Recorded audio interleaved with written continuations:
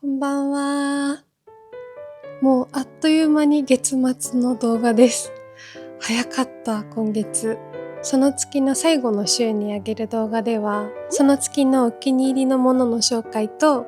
あとはその月の振り返りを共有しているので、今月も撮っていこうと思います。それでは早速始めていきます。じゃあ今月のお気に入り1つ目。でれん。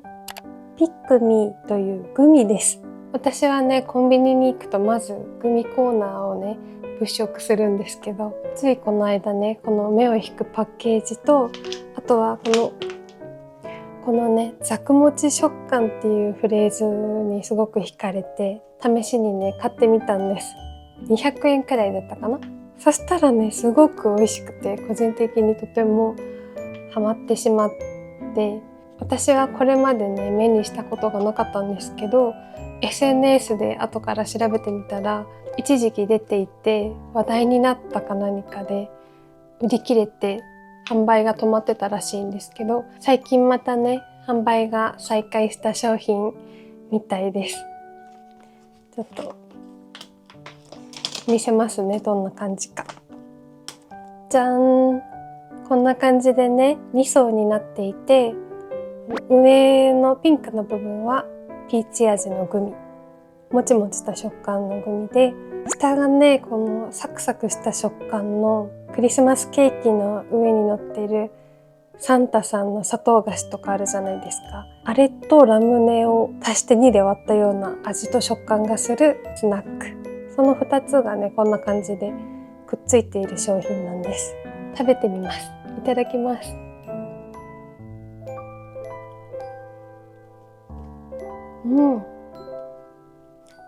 美味しい。この2つの食感がね一度に楽しめるので食感も楽しいし味も美味しいです。桃味のものとかあとはグミとかが好きな方はぜひ見かけたら買ってみてください。おすすめです。今月のお気に入り2つ目はアットライズのステンレスキッチンバサミです。今までのキッチンバサミはこの3COINSで購入したものをねもう3年くらい使ってたんだけど、もともと実家でもこうステンレスのキッチンバサミを使っていたっていうのもあってずっとこうステンレスのものが欲しいなって思ってたんですね。お友達とたまたまねこうキッチンバサミの話になってこれをねおすすめしてもらったので購入したんですけど、すごく使いやすいです。すごくね切れ味がいいのでこうお肉とかもほんと簡単に切れるし、こんな感じでね簡単に分解もできるので洗うのもとっても楽です。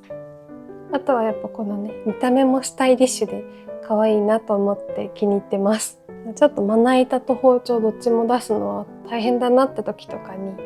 重宝してます。ということで2つ目はアットライズさんのキッチンバサミでした。今月のお気に入り3つ目はでれん、セットログです。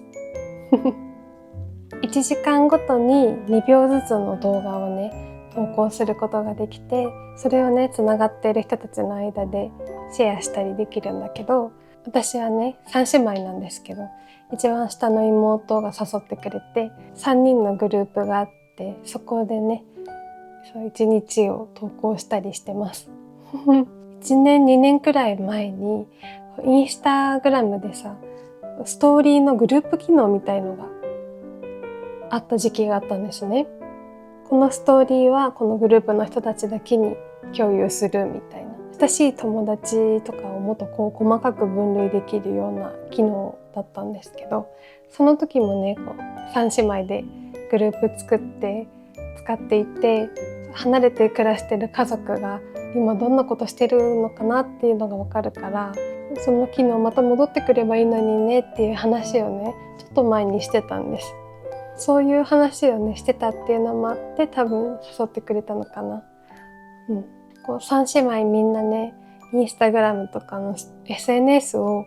頻繁に更新する方ではないのでなかなかこう動向がわからない今何してるかなっていうのがあんまりわからないから、リアルタイムで知れるっていうのがすごく楽しいですもう本当にただただ妹たちと共有するように使ってます。ではお次の今月のお気に入りはゲームです。2本あるんだけど、まずはドラクエビルダーズ2、そしてデイブ・ザ・ダイバーです。どっちもね、スイッチ2でやってます。まずね、ドラゴンクエストビルダーズ2は6月の頭くらいに購入して、あつ森のドラクエバージョンみたいなものなのかなと思って始めたんですけど、意外とこうストーリーがしっかりしてて、アクション要素もあったりして、もちろんね、こう好きに自分の島を飾って建築してみたいなこともできるんだけど、建築よりもストーリーが楽しくてすごくハマってました。ストーリーはちょっと前にクリアして、もうあとは自由に島を飾っていくだけなんだけど、もうちょっとね燃え尽きちゃった感じがして一旦ね休憩してなんか別のものやろうかなって思った時にデイブ・ザ・ダイバーを見つけたので、デイブ・ザ・ダイバーを最近購入して始めました。デイブ・ザ・ダイバーはこのデイブっていう主人公がダイビングしてお魚を取ってきて、それを使ってお寿司屋さんを経営するっていうお話なんですね。経営シミュレーションゲームみたいな、ちょっとそういうゆったりとしたゲームかなと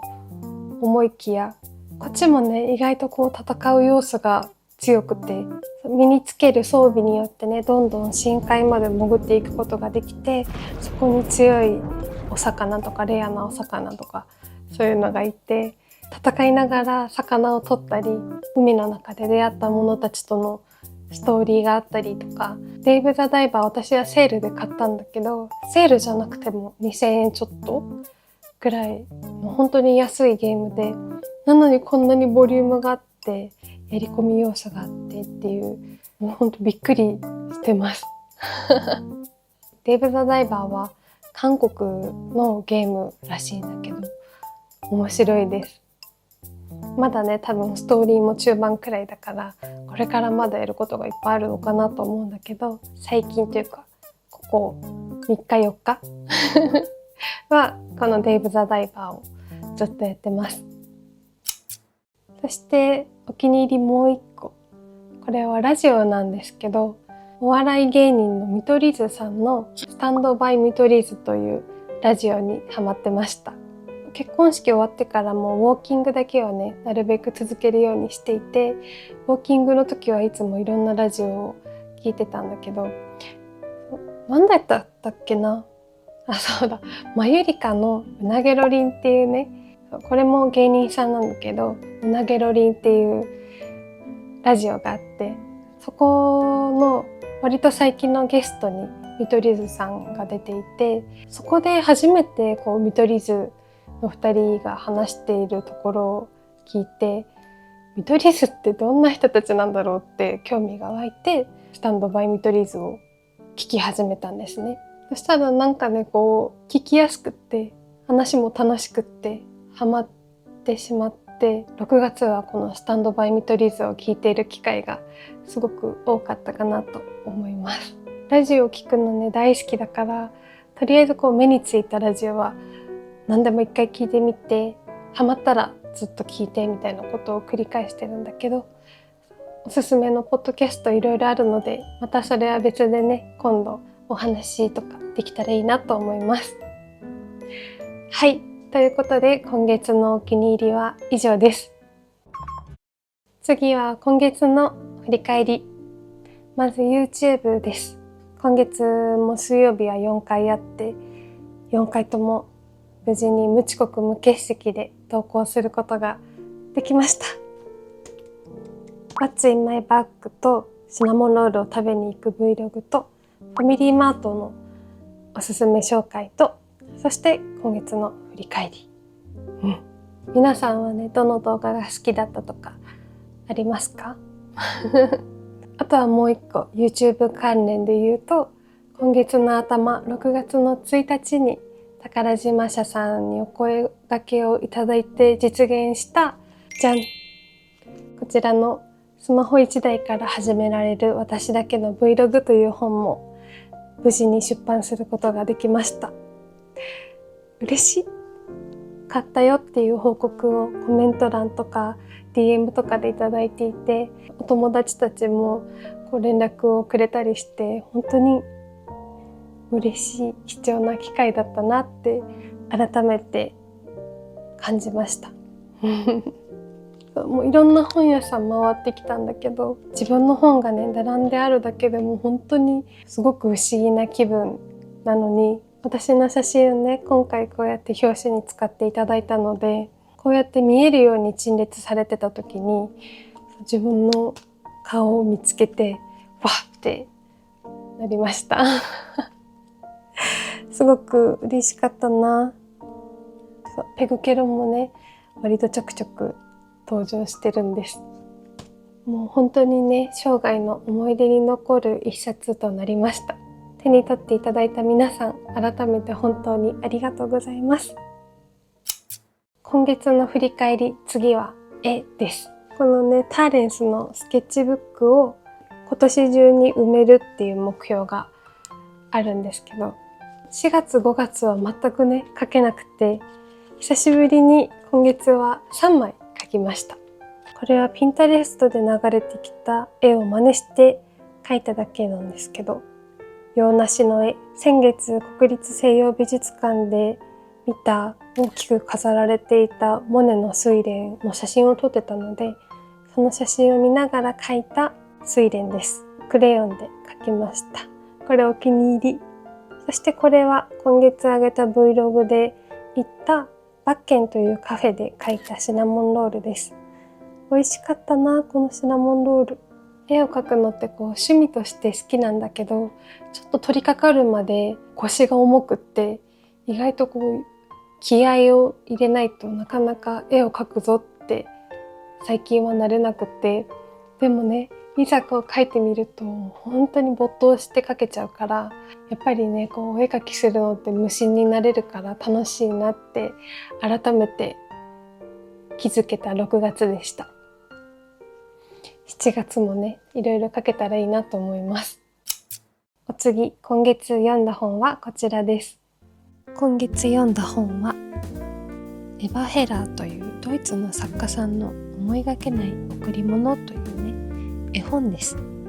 そしてね、この絵本の挿絵を担当しているのが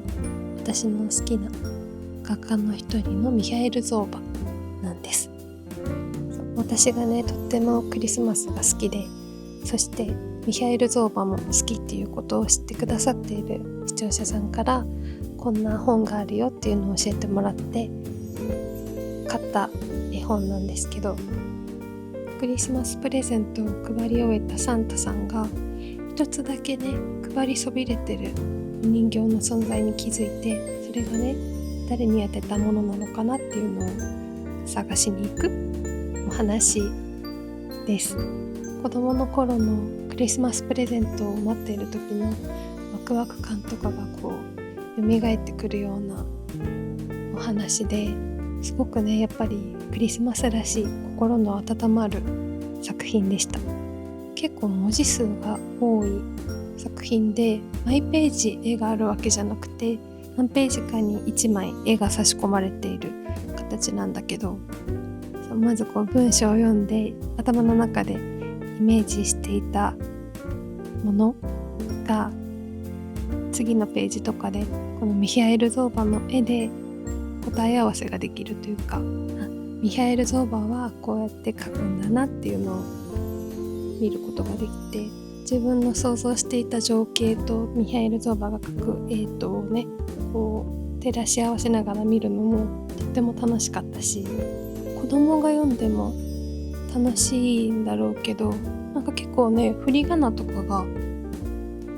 なくって、なんかちょっとね大人向けの絵本として作られているのかなと感じました。でも子供が読んでもねすごく楽しいと思いますちなみにね、この茶柱の立つところっていう小林聡美さんのエッセイも先月から読み始めてます。エッセイはさ、こう一気にガッて全部読むより章が細かく分かれてるので、ちょっとずつ読んでいくのがね、すごく楽しいなと感じます。あとやっぱりね、絵本は声に出して読むのがすごく好きで、なのでこの思いがけない贈り物も最初から最後まで音読して読んでました子供の頃にさ、お母さんに読み聞かせしてもらってた頃の記憶がね、蘇ったりもしました。絵も可愛かったし、ストーリーもとっても素敵でした。読んでよかった。今月はね、とってもクリスマスが恋しくって、やっぱりこのクリスマスが過ぎてから半年、そしてね、次のクリスマスまで半年っていうのもあって、今ちょうど寂しい時期なのかもしれない。この絵本を読んでる時もね、ナットキングコールのクリスマスのアルバムをかけながらクリスマス気分に浸って読んでました。早く来ないかなクリスマス。ということで、今月読んだ本はエヴァ・ヘラーさんの思いがけない贈り物でした。ということで、今月の振り返りは以上です。はい、今月はね、やっぱこう大きい、自分の中での大きいイベント2つが一気に終わってからの6月だったので、もう3月4月5月あたりがとっても活動的だった分、6月はこう心身ともにね、ちょっとこうね、ぐっと落ちちゃう日が多かったりして、なんかやる気が出なかったり、体が重かったり、頭が痛かったりなんかそんな日もね、結構多かったんだけど、SNS でね、なんかみんな今この時期はなんかちょっとメンタルがね、ぐっと落ち込みやすい時期だっていう話をしているのを目にして、あ、私だけじゃないんだっていうね、そういう安心感を得ることができました。